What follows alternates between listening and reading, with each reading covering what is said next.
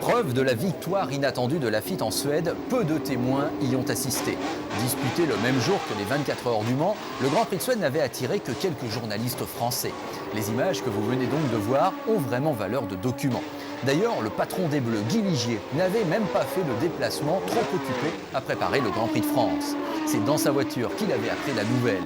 C'était en tout cas la première fois qu'une voiture entièrement française, à l'exception des pneumatiques, remportait un Grand Prix de Formule 1.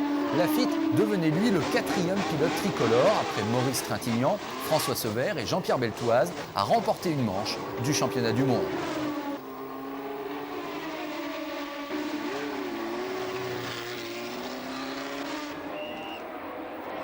Les essais sont marqués par une nouvelle pole d'Andretti qui devance Hunt, Nilsson et Watson.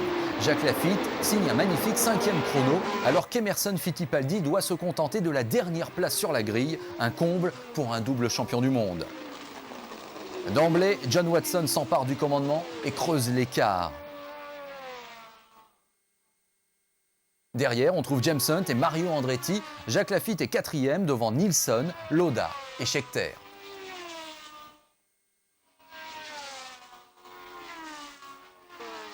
Les tribunes du circuit de Dijon-Prenois sont combles et 80 tours sont au programme.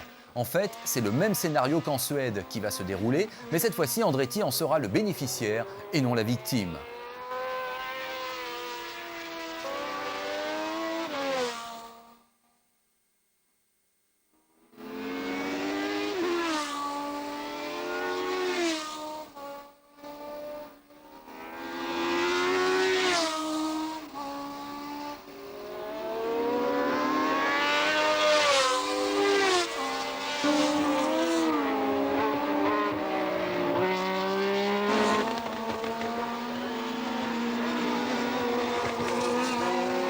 Alors que Jacques Laffite loupe le coche et doit concéder 2 tours suite à une touchette qui le fait revenir précipitamment dans les stands, Watson est toujours en tête au 78e passage.